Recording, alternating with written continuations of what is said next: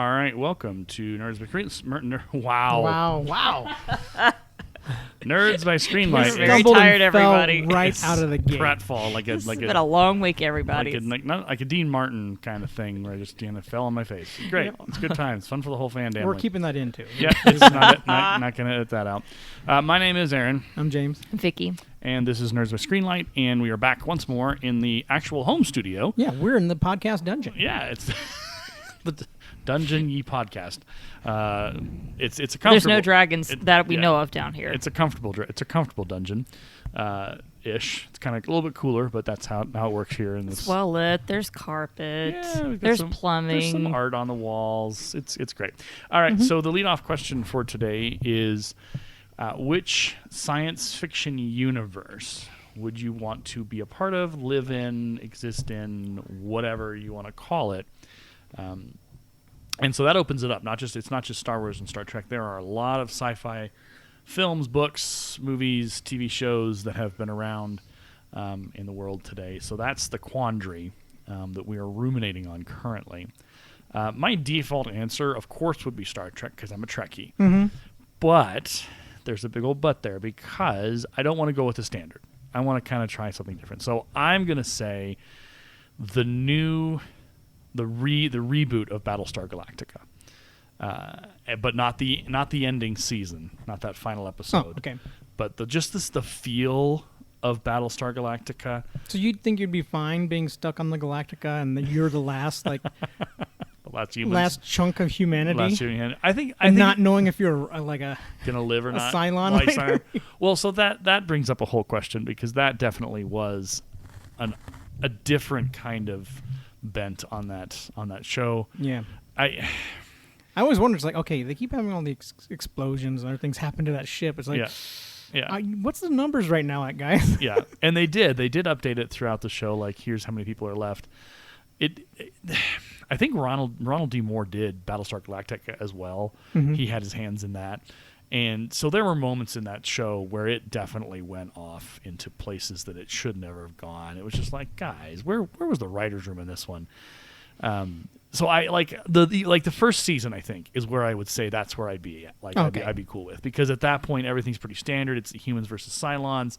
There's no who is a Cylon, and there's fantastical supernatural things at play, and Earth, and weird and wacky, and what are you doing? And so that's where I would sit. I would sit in the first season of the Battlestar Galactica reboot is where I would stand.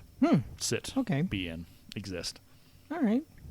See, I would do what your original thing would be. I'd probably go to the Star Trek universe. Okay. Because I knowing, as a normal person, yeah, you're pretty much fine. Yeah. Life is great. You have everything you need. You have your jobs and everything else that goes along with it, and things are cool. Yeah.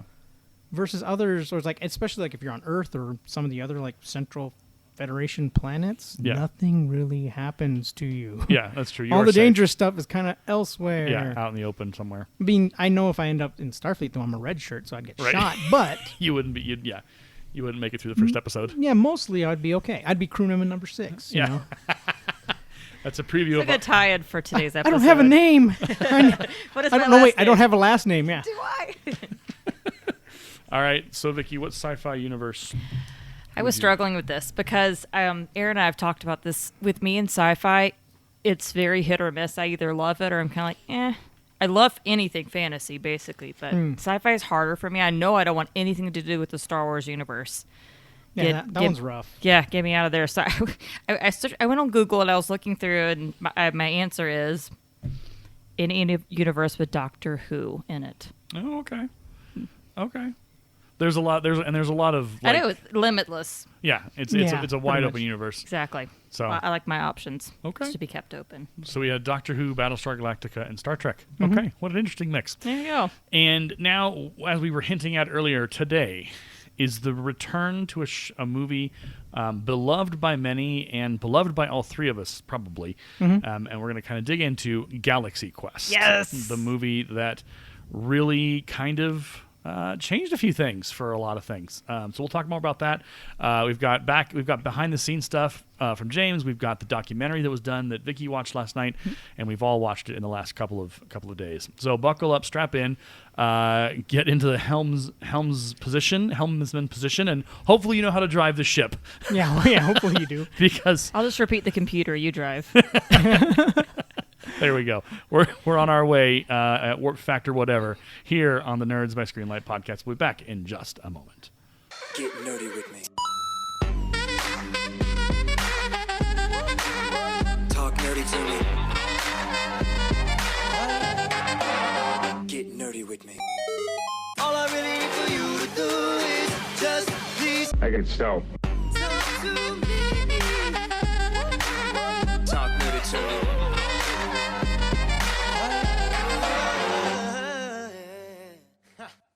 Hey, welcome back to the podcast, Nerds by Screenlight, which I'm actually proud that I was actually able to get through that, because on the other podcast, the computer podcast, the gaming podcast, I have yet to be able to pull it off and say it straight all the way through. I'm always like, what podcast am I on? I know where I am. I know what the year is, so we're safe. You're just doing too many of these. Apparently, I'm in too many podcasts, which is never a problem that I think I'll ever have, to be honest with you. Maybe, we'll see. My name is Aaron. I'm James. I'm Vicki. And today it's Galaxy Quest. So, what is y'all's relationship with Galaxy Quest? When did it start? When did you become aware of it? Was it in theaters? Where did your Galaxy Quest begin? At a friend's house where Okay. he you need to watch this, and I was kind of like, what? Yeah. Like, what are you talking about? That's similar to my story. It's like that was Yeah. a kids movie. Come on. Yeah. And that's something like we'll talk about as we go. Yeah. Where they failed the advertising for this movie, but it was Right. one of those things where I was like, it's a kids movie. It's got Tim Allen in it. Yeah, I'm not. It's not going to be great sci-fi, whatever. Yeah. And then he it was at a party, and we had a bunch of nerds. Yeah. And he's like, you have to watch this. And I'm like, all right, fine, let's throw it in. Yeah. Because I was the one that hadn't seen it out of all of them, and they were like, you're like the mega nerd. Why haven't you watched this movie? What's wrong with you? Yeah, what's wrong with you? And so they threw it in, and then I was just kind of like, what? What? It's so good. Yeah, it's so good, and I was blown away, just watching this movie. And they're just kind of like, they were like along for the ride, watching my reaction to this kind of stuff, because they know how I can Right. be. And I was kind of like, what? It's like when somebody watches A New Hope for the first time, or the first original Star Wars, trilogy. Everyone who's seen it before is watching the person going, "Oh, what are they going to react to? What are they going to?" Yeah. And it's so interesting to see how people react to things that we've known for a long time. I can't say when I watched. I think I watched it either originally in theaters, although it's been a long time. Wow, so you were an early fan then. Or at least I was aware of it when it came out, or it was in theaters. It was a part of our world, and I've always loved it. I've always loved that film, and I think I've loved it because it's not a biting parody. No. It is a That's not even strictly a parody. It's also satire. got a good storyline. Yeah, satire. But it's got its own heart, and it's got its own soul, and it allows to kind of be on its own. And I love that as a Trekkie, it reflects a lot of classic Trek, and even Next Generation a little bit as well. It just reflects a lot of what made those shows good and made the characters interesting, because there's a backstory, there's humanity there. It's not just a cheap laugh. They go for the distance. And so I've treasured this movie since I've seen it, and it's been a long time. I can't remember when it came out, actually, to be honest with you. 1999. Okay, so 99. So I would have been in high school at this point. And I may have gone and seen it in the theater. That's 23 years ago? Mm-hmm. That's a long time. Yeah. I don't remember when I saw it in theaters, if I did, but I know I saw it when it was out, or it came out on video or whatever. I don't think we had DVDs by that point. Yeah, that was me. Vicki? Similar to James, through a friend who I had a list of movies. This is when I was living overseas going, you need to see these, and Galaxy Quest was on the list. And it's one of those I looked at, I'm like, this looks like a cheesy Trek movie. And the cheesy music comes in, you're just like, okay, I promise I watch this. And like James, just like, this is really good. This is a really good story. And turns out Tim Allen is this huge sci-fi He's fan, a by the way. massive sci-fi nerd. It has all these great collectibles. Who knew? Like, it's funny to be like, all right, this is our comedy. Tim Allen, Home Improvement Man. The Santa Claus, all those. Who's Santa Claus, all this kind of stuff. And Buzz Lightyear.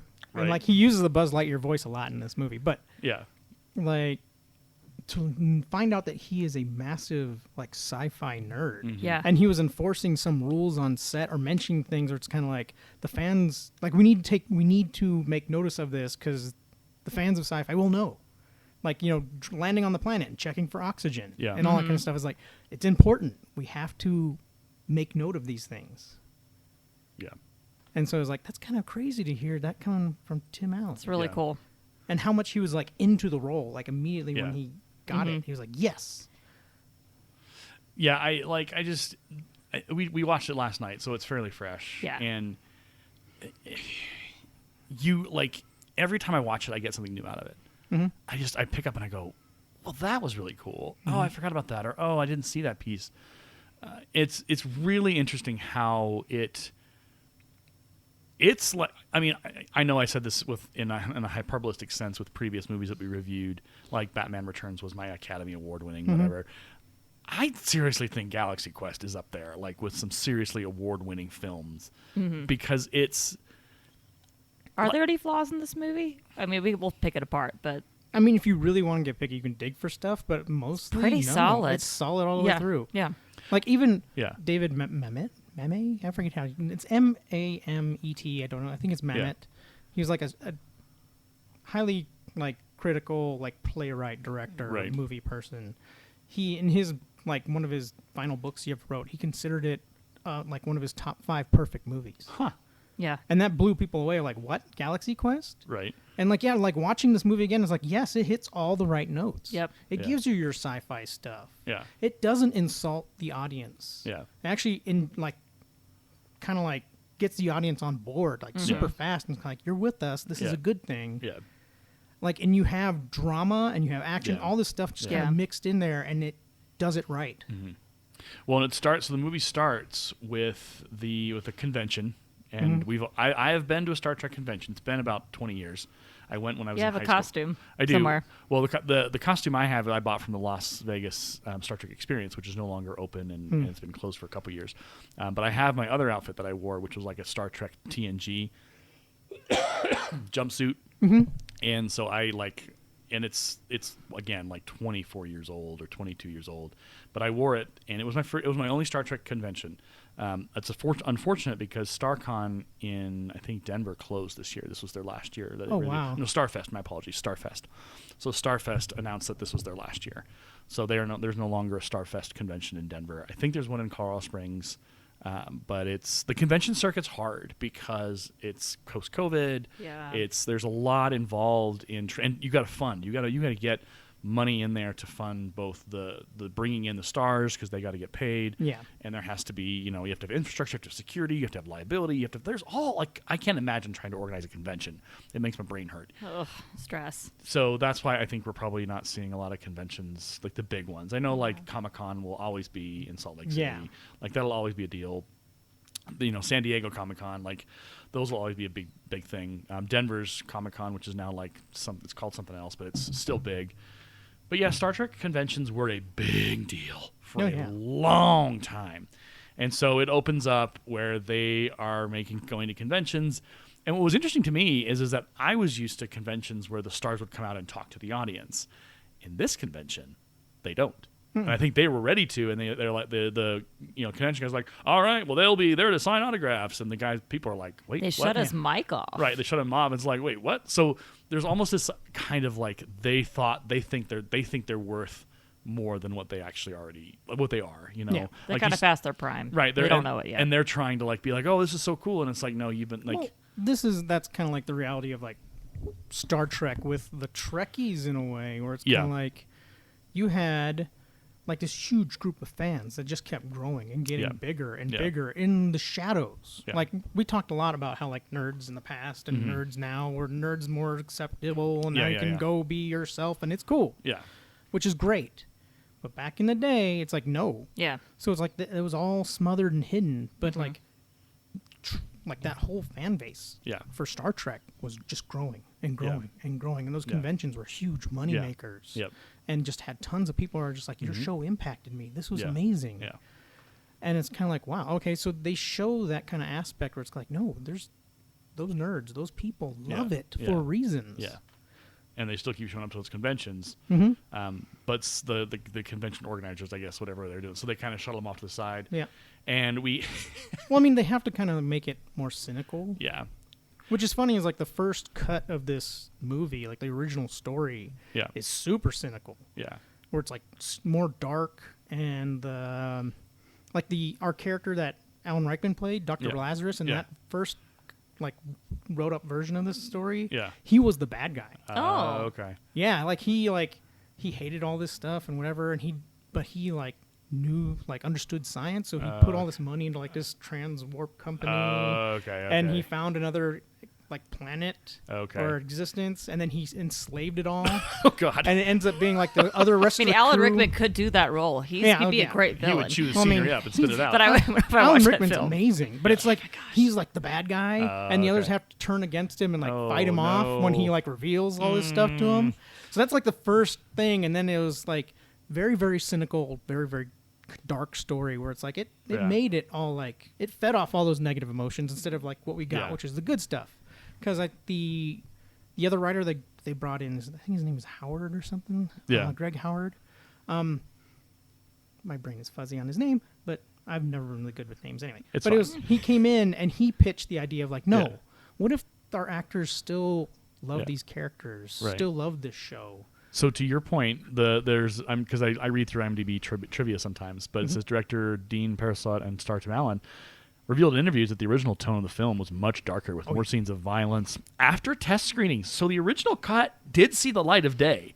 It was played for test screenings. The movie was recut to emphasize the comedy and obtain a PG rating. So even after the rewrites, they went and back and even fixed it. Because this was like the first story script where they're in the pitch phase, Yeah, where yeah, it was yeah. really dark. Okay, so it And was then they had to cut later on where Yeah. it was more, Uh-huh. not the PG that they got. Right. It was more PG-13, where it had okay, all the yeah. more like dirty words and Yeah. the Oh, violence and geez. stuff Okay. into yeah, it. there's actually a part near the end where I don't know if I can say this word on cut, so cut me out if I can't. well, if it's not if it, Sigourney Weaver says a bad word.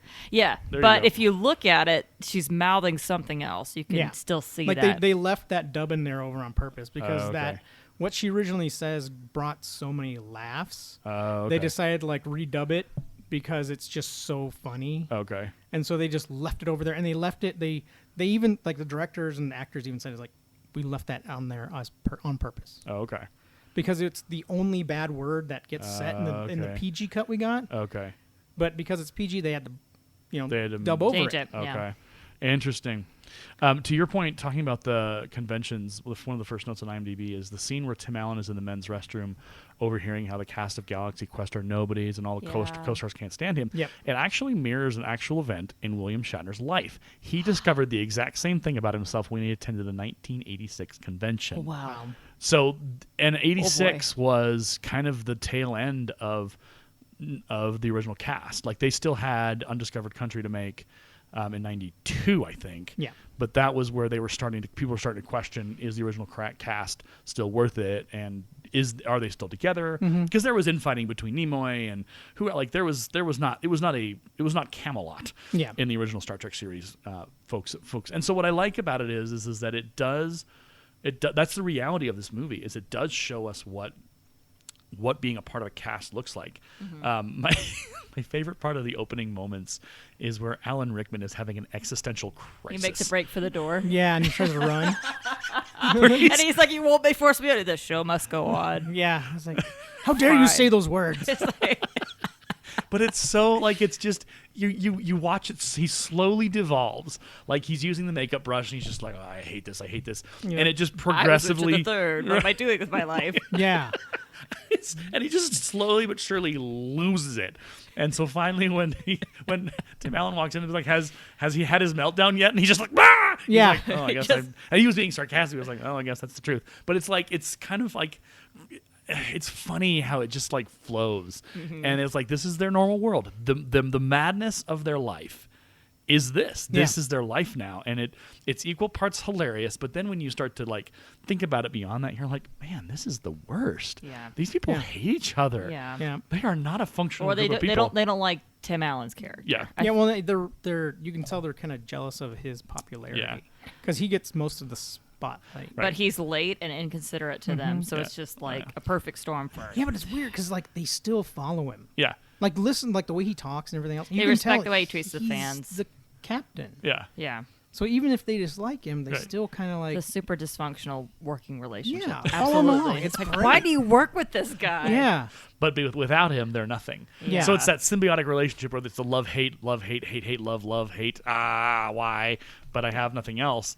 It's interesting. The moment when they're all like getting in the car to go away later on in the movie, after he's come back from the space experience, he's like, "It's real, it's real, it's real," and they're like, "Whatever, whatever." And they get in the car, and they're like, "He's crazy," and they're like, "But it's a gig." And they all have that Yeah. moment. What if it's a new gig? What if it's an actual gig? What if there's money here? And it's like they have to realize that they need this Yeah. because they're not I mean, they're what the show the scene before that is where they're at a mall or Yeah. whatever, and they're Oh, no, there was the.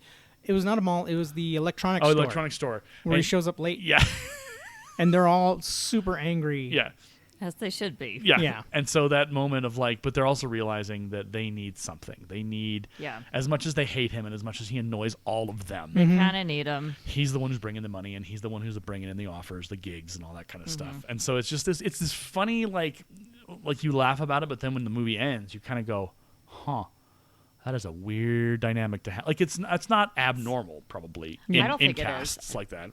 Or even just in work, where you've had somebody that you're like super dysfunctional, but you need them at the same time. Yeah. So that opening scene, I love it. It brings me joy.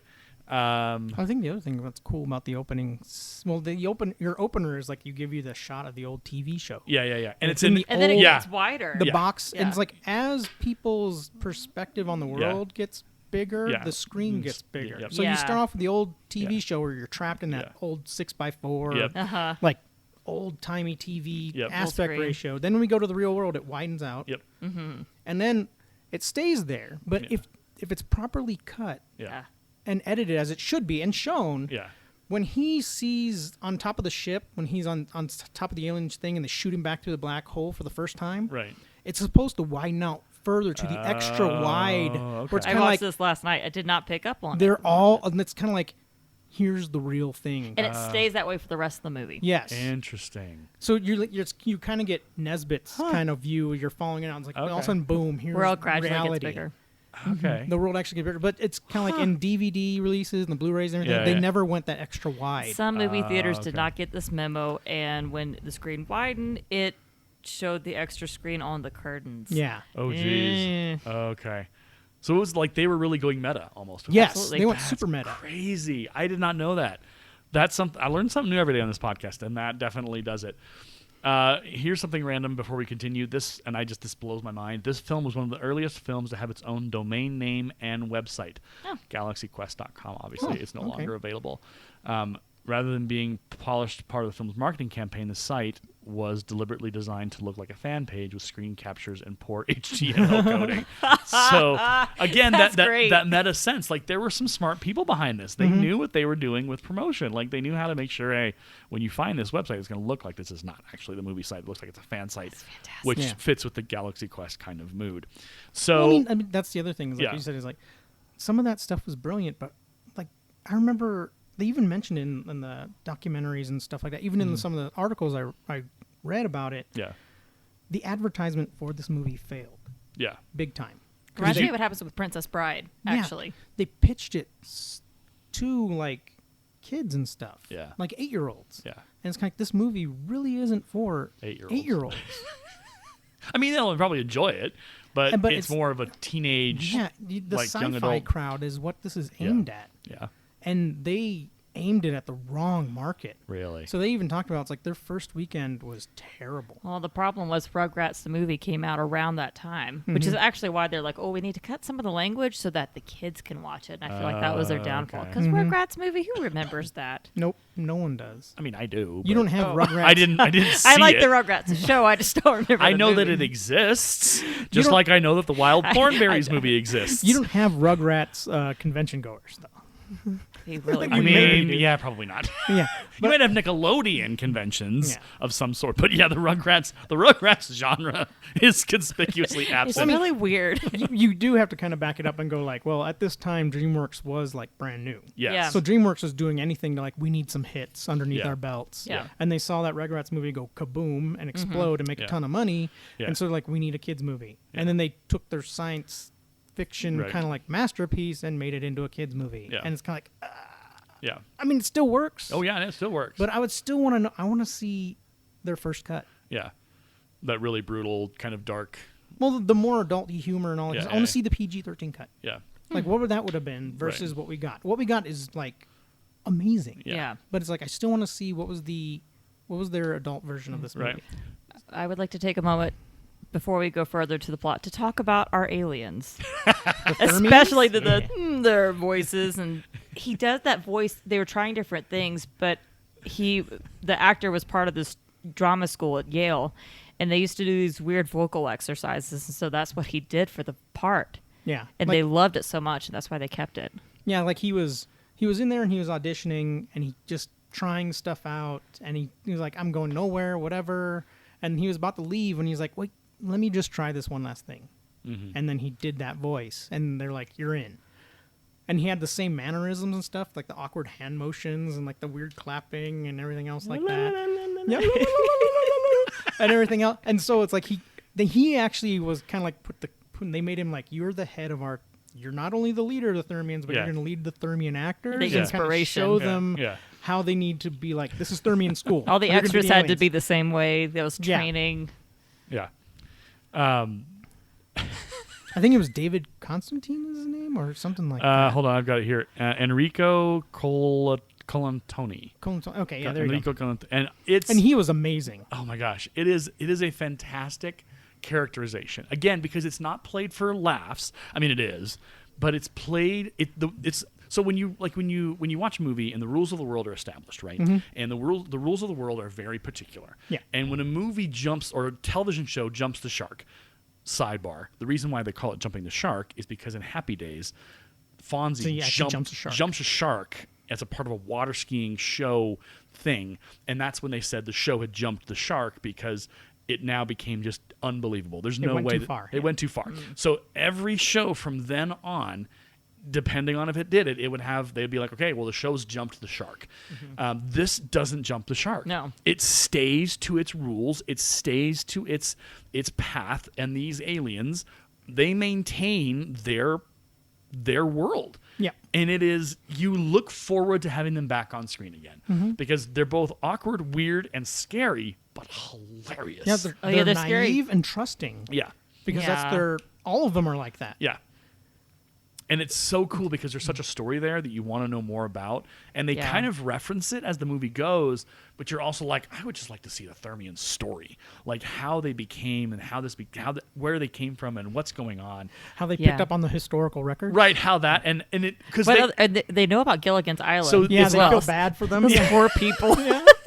Well, and it's what that tells you is that it's not just Galaxy Quest or Gilligan's Island. They've been watching all of our shows. So those are all historical records. So in the alternate universe where Galaxy Quest exists, obviously Star Trek didn't exist, Star Wars doesn't exist. No. It's Galaxy Quest is the sci-fi standard.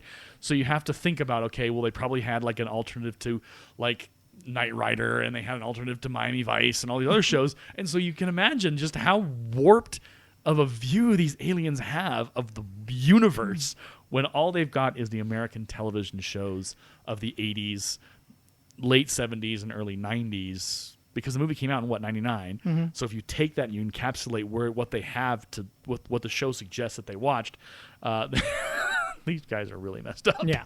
Well, I mean, it seems like Malthazar is like our main Thermian. Yeah. He's the one that kind of led the way because they actually say later on, it's like, no, you were the one that got us to believe in this Yeah, stuff and yeah. take us in this direction. So, like, Yeah. it's his favorite historical record, so Yep. he just kind of ran with it Yeah.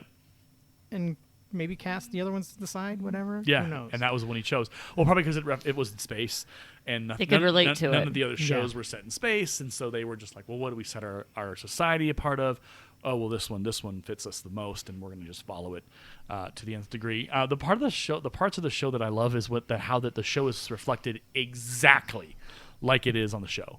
Like the ship has everything exactly the same, Down to the blueprint of where things are. One of my favorite parts. And again, we're jumping ahead a little bit. My favorite part of this movie is when they get to the chompers. Oh, yeah. Why would they have this in a ship? It's like, well, it was The writer should die. The writer should die. It's just like that's again that typical kind of like science fiction of the 70s, 80s, and 90s is that there were moments in the show where you're just like in the middle of this hallway, Right. leading to your engineering right, section. there's chompers. Like I was just when I'm watching that like in my review here, and I'm like in my brain, I'm like I'm just imagining like engineering nerds trying to like get through that Right. to get to the engine core. Yeah, I'm like, having to time it just right. I'm like, nah, there would be. I know nerds too well. There'd be a switch on the wall that just stopped it all, Yeah. so they walk through, and not have to do any of that. Right, exactly. Aaron, is there anything in the Star Trek history that I mean, resembles that episode? So I would say in Star Trek in the original series, there was like when the ship would get hit, like they would kind of go, it would be all out of control. But the engine room was like, I think that what it mirrors in Star Trek is when the engineer guy, who is Tony Shalhoub, which is just an incredible actor, he's like, and they're saying it can't take it anymore. Like it's the antithesis to the Scotty. Like she can't take it anymore, Cotton. Yeah, I was like, given it all she's got. Yeah, because like every engineering guy is like some sort of emotional. Yeah, like, yeah. gets And screamy, Tony whatever, Shalhoub is and just, he's just straight face. flat. Yeah, guys, they're saying that I think we're not going to make it if we keep doing this. Like we got that's, but the dilithium mirrors the orb or whatever The they call it, beryllium sphere. Beryllium sphere. So there is in Star Trek where they had to go get more dilithium, but there's nothing in at least in the original series that I can remember where there was like this just random thing that they had to go through to get to a place. I mean, there were when they go planet side, there would be weird things they'd have to get through. I think this is more just jokey on Yeah. like those weird situations where they would shove the characters. Right. Where it's like, here's the ultra dangerous thing you have to get through. It's like the gauntlet. It's like, what? No. Yeah, this why are we doing this? This is dumb. So yeah, that's okay. So we've made it to now. So my favorite, like I have a lot of favorite parts of this movie. Yeah, this movie is just loaded with really Yeah. good But like moments. Tim Allen, the way he plays his character is pitch perfect from start to finish because he Yes. does play kind of the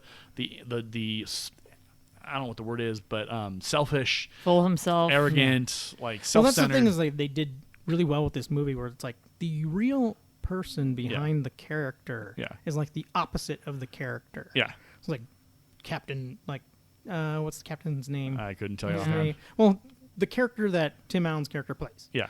is like very like caring about his crew. He's Yeah. an excellent Yeah. commander. Yeah, but he the leads reality everybody, of who he and they is- all believe in him Yeah, or yeah. whatever. And the reality of him, he's this guy that just kind of like, Yeah, whatever. just dragging them around. And Right. he can be like knows them all, but all Right. in a bad way, like Right. how he pokes at all of them. Right. Yeah.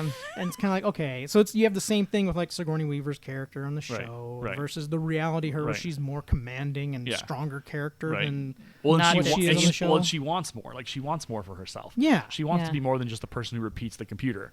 Yep. Yeah. And that's the thing is like it's a reflection on reality too of like Mm-hmm. apparently a lot of like female Yeah. characters felt Yeah. the same way in a lot of older sci-fi shows. Well, the biggest one that I can speak to is Tasha Yar in Star Trek, and it was like the first season I think it was, or the first or second season, and she got like just killed off. Yeah. And Denise Crosby, there it is.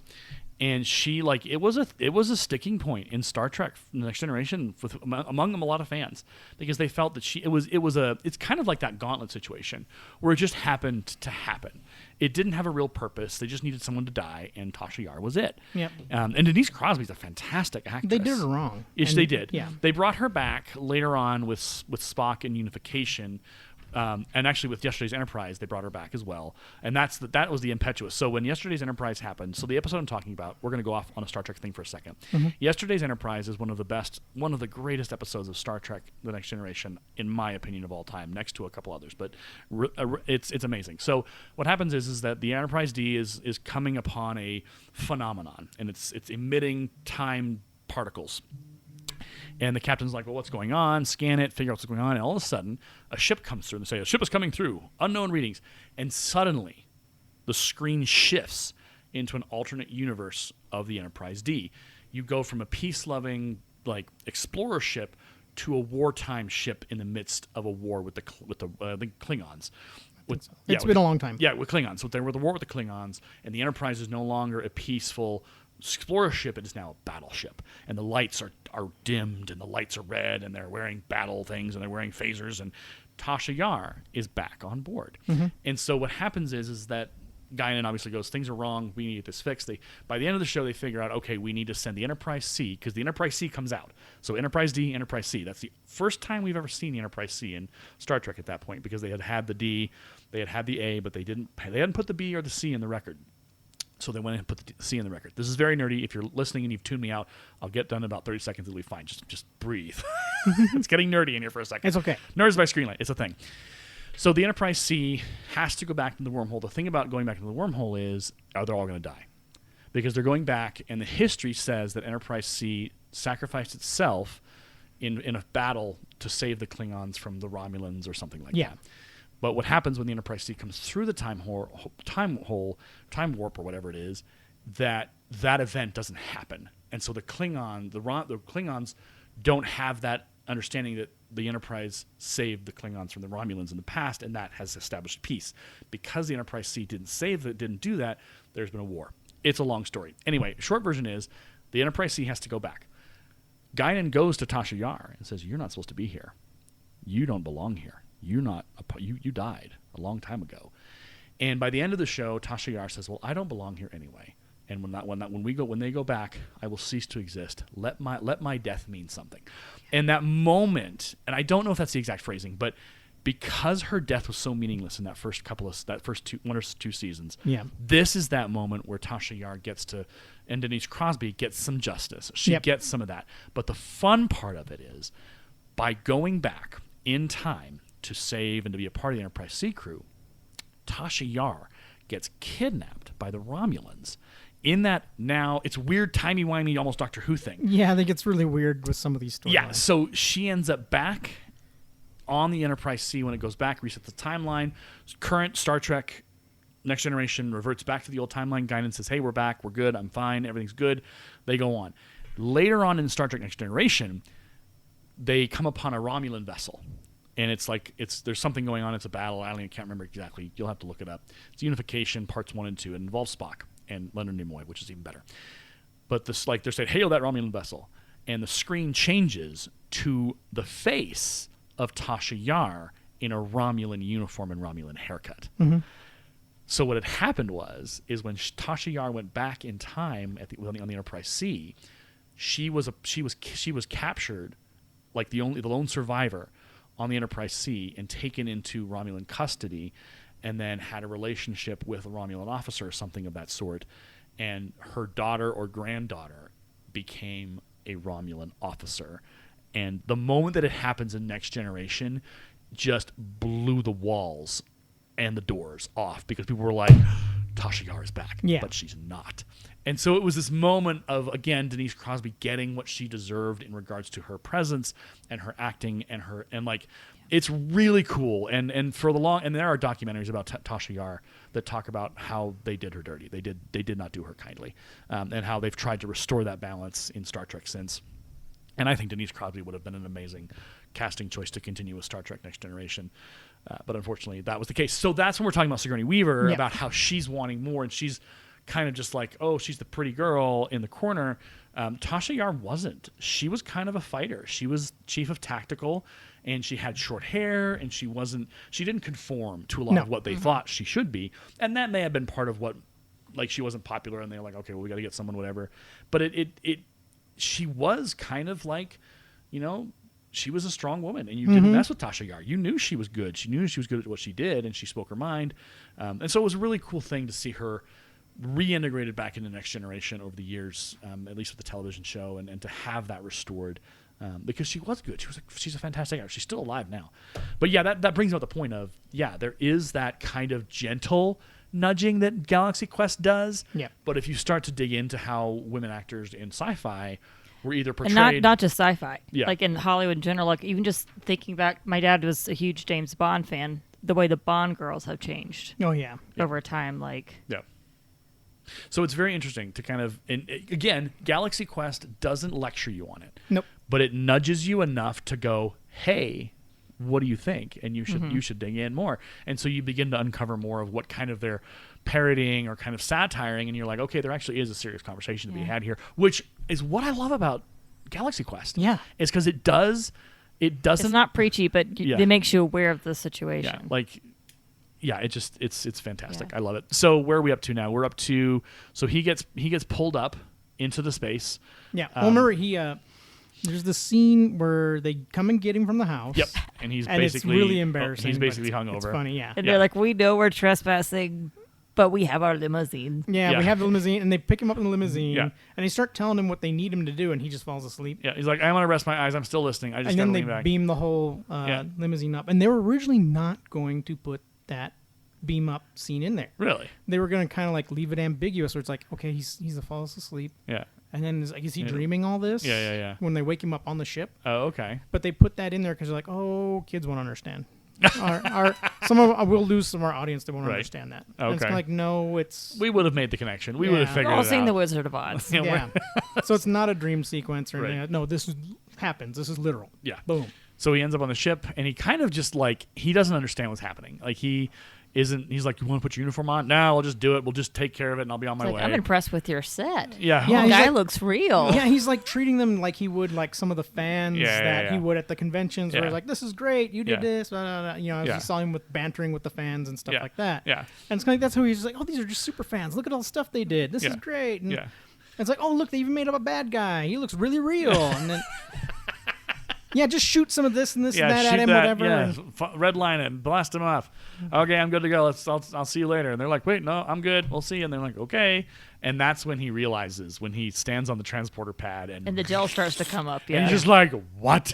and then he sees all those stars, and he gets shot through the black hole, and Yeah. it's kind of like, and it's like it helps because you want him to feel uncomfortable. Yeah. You want him to get sucker punched a little bit. You want that to happen to him, and it does. It's a resolution for the character, because then he gets back and it's just like, yeah. it was all real. Yeah, see, that's when we're supposed to have our moment where, like, you get the extra wide screen. Yeah. It's Yeah. like, okay, his eyes are really open now. Yeah.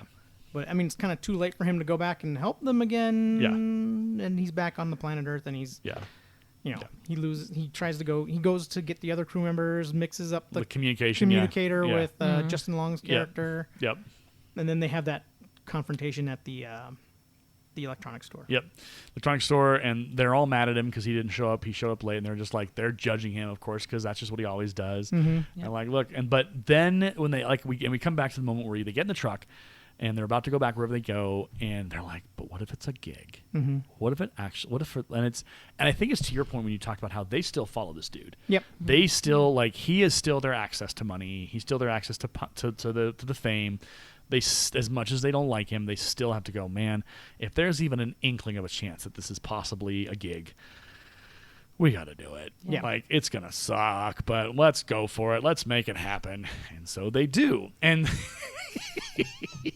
I love how this goes down. Yes. So they show up at the place and like, is he still here? And she's like, no, but they let me stay behind. Are you still want to go? And they're like, And then yeah, one extra jump said, I'm coming too. I'm coming Oh, to it. yeah. And she's just like, We get our okay. crewman number 6. Crewman number 6.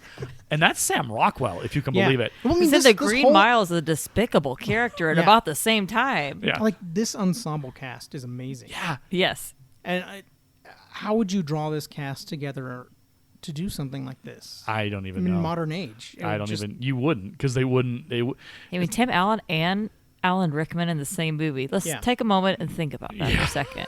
Well, I mean, they had some rough moments on stage and performing together because Alan Rickman is like a consummate Yeah, very much professional. professional. Yeah. And Tim Allen is not. Yeah. He would like joke and make gags and all kinds of stuff until it was time to shoot. And right at the moment of shooting, then he's like, okay, you try to get in character. While Alan Rickman is like, they said is like he would show up early all the time. He would Yeah. know everybody's lines, so he knows immediately to react to everything. Yeah. And he was just standing there and just kind of studious and focused. Yeah. But out of this movie, they became friends. Yeah. There's this moment I watched in the documentary that I think is really funny. When Tim Allen has this really serious moment, it's almost teary, and Yeah. the whole set's emotional. He's like, I think I need to go back in my trailer. Alan Rickman goes, I'm not comfortable. Oh, look, everybody, he's acting. Yeah, he's experienced acting. Like he doesn't. Tim Allen didn't hear that, but everybody else did. He was like, look, he's experienced. Maybe he's experienced acting or something like that. Look, it was everybody. Great. But then you learn, like, a lot of people was like, oh, he's so snarky, whatever. It's like, no, that's just him. who he is. Yeah. Because like everybody like makes comments like, yeah, he would say these stuff. It's like sharp, He got me this dry. beautiful sunset card that had this cuss word on it. Yeah, but he was he cared about everybody, Yeah. even though he was just kind of like just grumpy and whatever. Yeah. No, he cared. He loved everybody. He was amazing to work with. Period. The end. Because they even have they have tons of photos and stuff of him laughing with Tim Allen. Yeah. So it's like even though they butted heads over their professional kind of work, Yeah. they became like tight friends. Yeah. So, that's also the other thing is like when Tim Allen and whatever was kind of part of like pushing forward doing like more like a Galaxy Quest kind of like 2 or a series that was going to be on Amazon. Yeah. Everybody signed up for it. Yeah. There was no dissenters. Yeah. Even Alan Rickman, he was on board. We're Yeah. doing this. Yeah. And then he died, and then that killed it. But Yeah. that's but yeah, he was on board for it, and then he was like, I think it was a couple weeks later or something. He passed away. Yeah. That I think will be the really, really, really like. Sorry, I brought down the podcast. No, but I think that speaks to Alan Rickman because his character arc in this movie, I think is of all the characters. I mean, they all go through it. They all learn something. They all learn something. They all grow. But Rickman's is just so compelling. Yeah. Well, I mean, there's 2 that are like big milestones, Yeah. but his is like the peak. Yeah. The first one is Tim Allen's character. Yeah. Yeah. Because you expect it. Like it's okay. We're gonna go on this journey with him, and he's gonna get there. We just don't know how. Yeah. But we're invested in watching that happen. What's interesting about Rickman is you're not thinking very much about him. You're like, okay, cool. And then He's the guy just kind of like, Yeah. But as the movie progresses, you start to go, wait, whoa. I'm gonna pay attention to this dude. Something's up here. Something's gonna happen. Like the movie doesn't tell you, or it doesn't show you exactly, but it's like, hey, this character, something's gonna happen. You need to pay attention. I'm not gonna say what it is, but something's gonna happen to this character that's gonna be important, and you need to stick around. And so you start to kind of diverge your attention. You hold it on both of them. And that moment where Alan Rickman, where his friend gets shot. Queelik. Yeah, Queelik gets shot and killed. And, the whole context of, grab Thar's hammer, you shall be avenged. Oh, no, it's grab Thar's hammer. By the sons of Warvan, you shall be avenged. Okay. And he is so sick of that Yeah, line. Because they force it on his character. Yeah. Yeah. He's just the like, time. I'm so tired of it. But that moment where it's almost like it sends chills up your spine and raises the hair on the back of your neck because it's just so good. He says the line, and it's like he finally believes what he's been saying. But for so long. Alan Rickman does it so well that it's like a moment where you just want to sit back and go, what? That was amazing. Well, they talk about that scene a lot because how he brought yeah. boom, Yeah. here's your huge drama moment Yeah. that helps this movie is Yeah. him in that scene just coming down and saying it with such gravitas. Yeah. Yeah. And they said even on set it got a lot of people Yeah. with how the weight he brought to that. Yeah. Alan Rickman is one of the, we could say Tim Allen is the strongest, but Alan Rickman, he brings the heat. Oh, yeah. And he makes this film just that much better. I think if you'd had anybody else in the role, okay, whatever. But Alan Rickman and the way he plays it and the way that he just inhabits that role, you just go, all right, this is worth it. This is a good movie, even without everything else. Yeah, because the other emotional beat is Tim Allen's character admitting it's all fake right. to Malthazar, and that's where he had that emotional breakdown where they made fun of him for being like, "Oh, he's experienced acting." Yeah. But it's like, no, Tim Allen, who we've only seen him as the comedy guy, slapstick humor guy, all of a sudden he's he gets so emotional, and you can see it in his face when he's admitting to Malthazar. It's and how hard it was is no, we're just actors. Yeah. All this. We're just playing along. Yeah. None of what we did was real. We lied. Yeah, we lied, and it was that's one of the first brutal dramatic beats we kind of get, and then we move into Alan Rickman's later, but shortly after that. But it's oof, you can feel it. Okay, are you ready for the answer to the chomper scene? So screenwriter Robert Gordon got the idea for the chomper scene after seeing the corridor lined with rotating blades in the movie Event Horizon. Oh, there we go. So that's your answer, because Okay. I couldn't figure out in Star Trek where that would have existed in original series or in the Next Generation. But it was actually from another science fiction film, Event Horizon, which Yep. is amazing, but we cannot cover it on this podcast. Yep. Yeah. It's too dark. yeah. It is so dark, but it is magnificent. Yeah. It's interesting. So Where are we at? We were talking about the beats, So when but they- we were kind of our original stop part was like when the rest of the crew Yeah. crimes. When the rest of the crew shows up and they get beamed to the ship and they all freak out. freak out. Octopuses come up at Yeah. them with like Yeah. little blades. And scanners and like all of, none of them take it well. Yeah. They all lose their minds in their own unique way. I love how they play it, and Sam Rockwell's character. His scream is so good. Like a little girl. Well, and so in the notes on IMDb, that was not scripted, and so Oh. the Sigourney Weaver's like jump of shock is real, Yeah. because she wasn't expecting him to just go blah. It's fantastic. And it's just like it, and they like the way that they walk as they're following Tim Allen. They're like wobbly, Yeah. and they just their world has been rocked. And Yep. Tim Allen's just here we go, and the rest Yeah. of them are just like, what are we doing here? Why now? Yeah, it's fantastic. Yeah, I mean, even like I think one of the cool little things that's continuous that you should note, like maybe you notice or not, but it's like the first time we meet Saris, Yep. he doesn't have the metal hand. Yep. He has both his eyeballs. Yep. Everything. Yep. And then when we meet him again, once they get into the command room and they Yep. have that other being, he's got an eye patch. Yep. He's got a metal hand. Yep. He admits that, well, our ship did get beat up Yep. really bad. I didn't but notice you those didn't kill details. us. Yeah, it's Yep. like one of those things like, oh, wow, okay, so they actually did follow Tim Allen's character's Yeah. advice to just redline the beams and just Yeah. Yeah, try to cook him. Yeah, And they could have almost won, yeah, but they didn't. yeah. Probably And it because was like, he just took off. He was ooh. like, done. Okay, we done everything. I'm gonna go. Retreated, repairs his ship, and comes back. Yeah. Which is why they have to go back and get Tim Allen again. Yeah. Yeah. But it was like, oh, wow. Okay, so wait. They really did try to follow through. Yeah, yeah, they did. Because And they Commander's did- head on a spike. Yeah, and they did some damage. Yeah. It's like, all right, because, I mean, Saris wasn't ready for them Yeah. to, the Thermians to actually go to war. Right. And he wasn't ready for whoever Tim Allen was playing. He was like, what is this going on? Yeah. I love how Saris is portrayed, because he is bad. Oh, he yeah, is he's an a very evil man. evil dude. But it's also done in a way that it's not like almost like comical. Like you do sense he's a dangerous dude. You Yeah. do get the sense that he's Well, I mean, he's bad. They subtly kind of in the background hint that in the time frame of when the Thermians shot him and he repaired his ship and came Yeah. back and then they come back to scoop up Yeah. our main cast again, he wipes out the Thermian race. Their Yeah. planet is gone. Yeah. So it's only the Thermians that are left on the Left, yeah. ship and on the spar base and some other stuff that are left. Yeah. It's kind of Yeah. like, oof. Yeah. Okay, so this guy is really bad. They don't come out and say it, but they Yeah, hint at it in a later yeah. scene where it's kind of like, Where where all is left. yeah, where it's like, yeah, the one guy says, no, we're all that's left. It's like, Yeah. no. Yeah. So it really ups the ante for the bad guy. Where are we at next? And he's just not ready for the antics of yeah. our human crew. the unpredictability. Yeah. So everyone finally kind of adjusts to the situation. They're still all unsettled as all heck, but they figure it out. They Get beat up, they Yeah. escape, Yeah.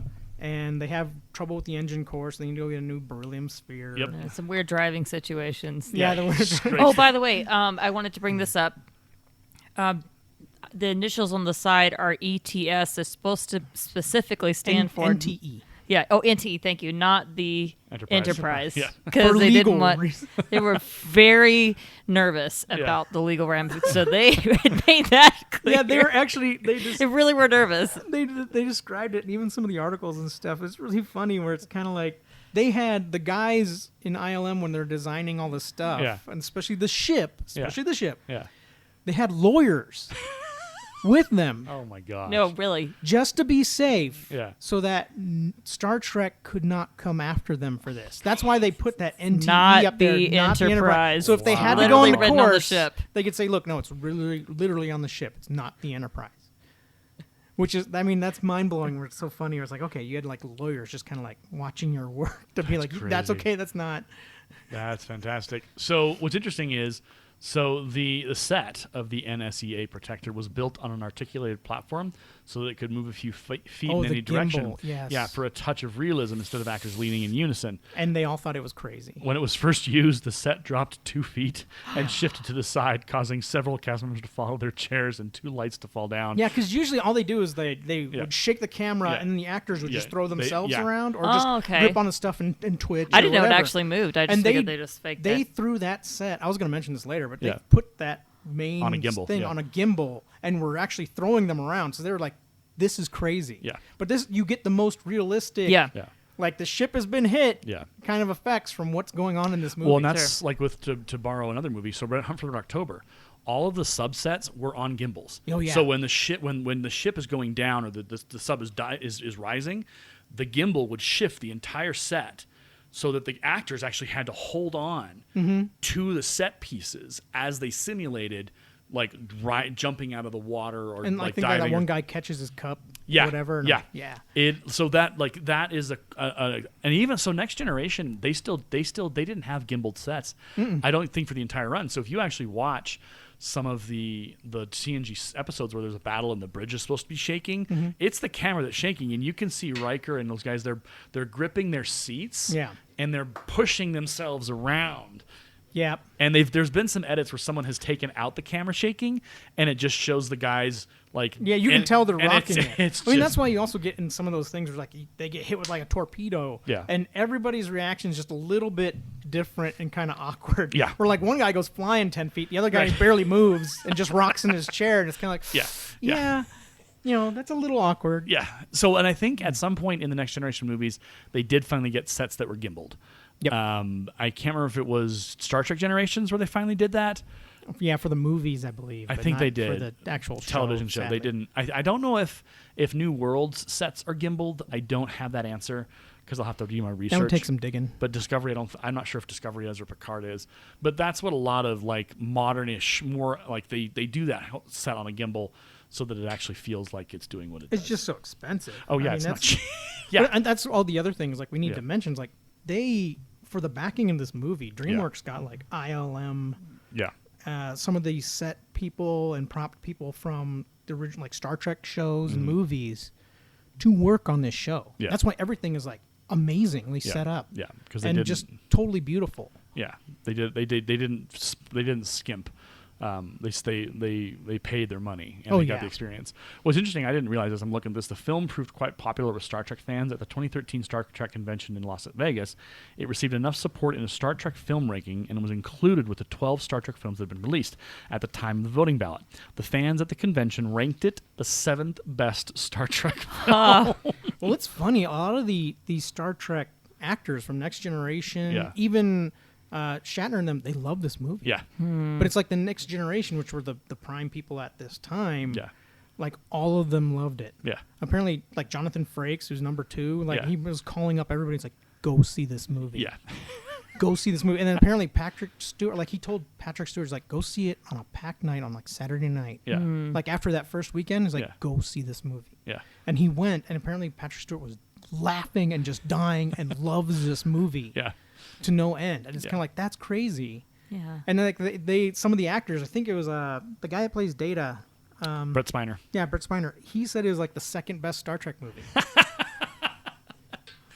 Well, it is because it is like it's like so I haven't watched the Orville television series. Yeah. But the Orville is done as a tribute and kind of as an alternative to the Discovery and the Picard. It's actual Star Trek sci-fi is what the Orville is billed at. I think it's up to season 3 now. I need to get into watching it, but it is like it's done in a loving fashion and crafted stories that reflect the true Star Trek science fiction kind of feeling. And so the reason why this movie is so loved is that it just gets every beat perfect, and it doesn't it's not trying to like scorched earth kind of trying to burn the sci-fi. It's treating it lovingly while also kind of poking fun at it, but building on its own own mythology.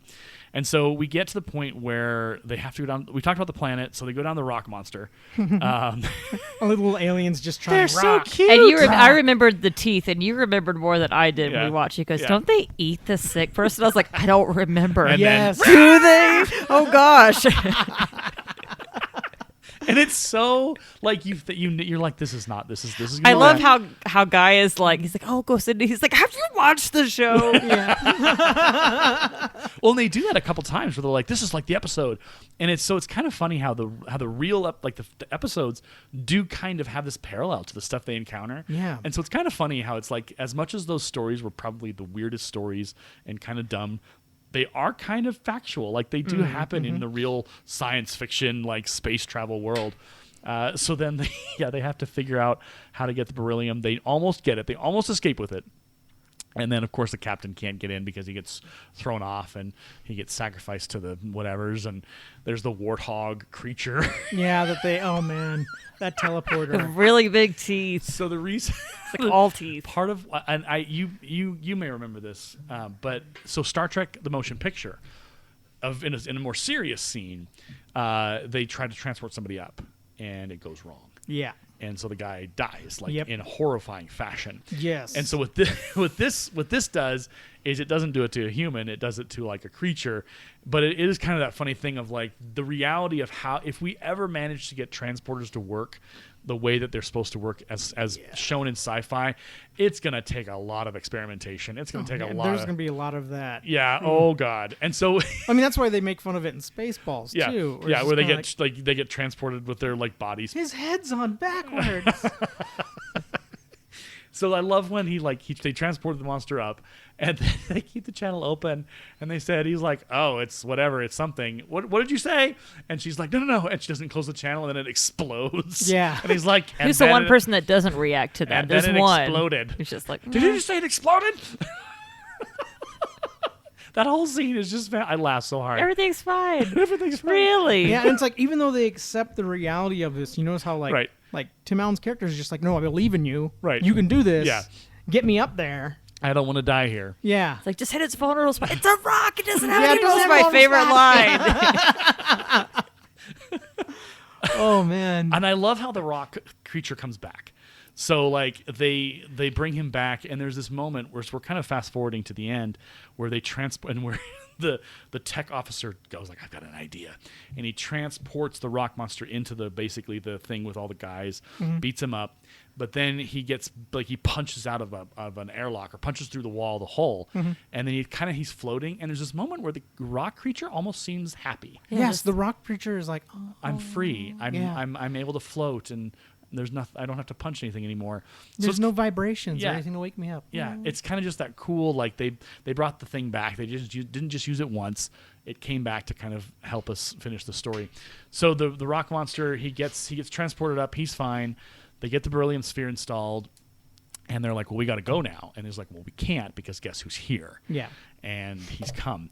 And the scene of the ship design of Skrills, or whatever his name is very reminiscent of the Star Trek original series show. Oh, Saris? Yeah. That's Yeah, what I- Saris. The ship looks very much like the Armageddon machine, or whatever it is, where it's like the World Eater. Yeah. It's enough different that it doesn't look exactly the same, but the way that the opening is kind of open and it's a big old maw, it very much has the exact same appearance as that in the original series, which I thought was kind of a cool touch, because it Yeah. is a bad thing in the original series, but here it's even worse because it's doing all kinds of terrible things.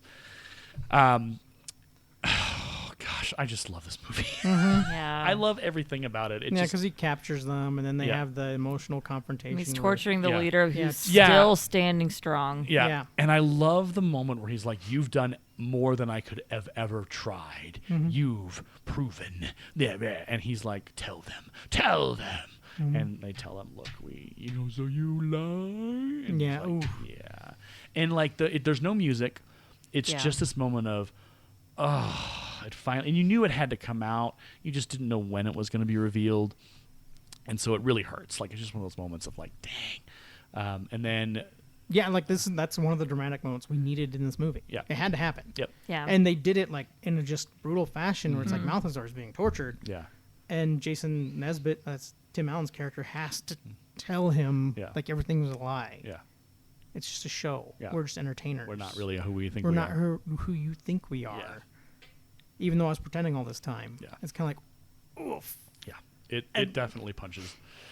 So then they decide they're going to self-destruct the ship, and they have to stop the self-destruct. And so there's all these hijinks that occur. Well, what's funny is like when they get locked up, it's funny that I found it was like out of the rest of the crew, the one person that Tim Allen's character picks to assist him in helping them escape is Alan Rickman's character. Yeah. The other guy, because he knows that he's going to know all the lines and remember the episode that he's referring to, where they where they do the same thing. It's like they pretend to fight with each other and then turn on the bad guys. And it's like he turns to him and like immediately and mentions like the episode number and everything else. And you could see Alan Rickman's character immediately goes, and then they start playing that play fight thing to get their way out. It's kind of like bingo. Yeah. It's really kind of a cool. Again, the character arcs in this movie are real. Yep. And you feel them, and you experience them as the characters go through them, and that's the power of a good film with both direction and with everything else. I get a kick out of it. So they do that. They escape. They do their thing. They have to go. So Sigourney Weaver and Tim Allen go on their way. The Chompers. Yep. And then Alan Rickman and his they go that way. And then our helmsman, he has to go learn how to fly again because he is pretty terrible at it. Yeah. He doesn't remember anything because he was a kid when the show was on. Yeah. So he has to go and he watches videos and he's like, okay, I got it. So I think it's funny. Like, remember when they first get on this thing, he's like, hey, I remember this thing. And this thing and this thing. And this goes forward and this goes back. And it's kind of the things he just remembered little bits. Yeah. But it's like, no, you need to practice. You need to get way better. They're a little rusty, man. We got to get out of here. So then we get. I mean, that scraping scene when they're trying to lead the Stardust, I laughed. Apparently, the director was making this actual screeching noise, and so the actors are actually reacting to him. To that. That's fantastic. Just that long scrape, and everybody's face is so painful. Yeah. I was like, so then we get through all the things. We're hustling through it. We've actually hit an hour on our podcast, if you can believe it. I know, especially after we hit like a record like miniature opener. Yeah. And now we're like going longer. So we get to the end moment, kind of, and the chompers happen and the craziness. What I love is Justin Long's character comes back. And they bring him back in, and they show him having to do like, okay, we got to find the schematics, we got to get them where they got to go. So it kind of brings a cool moment where he's able to redeem himself in the eyes of the fans. But it's so cool how quickly Justin Long just is like, okay, I believe it, it's real. Well, yeah, because remember, like Tim Allen's talking to him, whatever, and he's like, and then he says it's real, and the kid just freaks out. Yeah. Like, yes, I knew it was real, and like, and they need that whole crowd of his little group of nerds to like figure out get everyone everything. online. It's a stage 3 red I guess alert. I have the schematics right here. Yeah. And that's the thing we would do as Star Trek fans. We would have access to that. We would have like either magazines or books, or we would have computer programs where we could look that stuff up. That little short kid knew the pattern of the chompers from the episode. Yeah. And it's like, we know those things as Trekkies and fans of shows. Man, we've memorized and we've figured out and we remember things. So they get through the chompers and they hit the button to stop it. But what's so funny, and I love how this moment plays, is it almost hits 0. It hits 1, and she turns to Tim Allen. She says, well, it never got past 1 on the show. Yeah, it always stops at 1 at the show. And so what was funny is that's there was no need to do it. It would have stopped anyway. Well, remember, they were panicking because they're trying to talk to Justin Long's character, but he had to go take the garbage out. Right. Which is great, because the mom just comes in his room and yells at him. It's like, remember, they're cycling, too, and he has to separate the 2 bags and then run back inside. So it doesn't blow up. But what's funny is they mentioned the Omega whatever it is. The Omega 13. Omega 13. And Justin Long's key word is there, but some of us theorize that it's meant to go back in time 13 seconds or 10. Yeah, whatever. It's not some Omega weapon. It just gives you 13 seconds of your life back. Mm-hmm. And so we're all waiting. Like as an audience, you're waiting for that moment to happen. You're like, okay, is it here? Is it here? Is it here? Yeah, and it's Chekhov's gun. Yeah, and the movie waits until the end to pull it out, which is delightful because at that moment you're like, there it is. That's what we needed. Mm-hmm. And so the ending of the movie, obviously, you know, whatever his name is, Skrillex. Saris.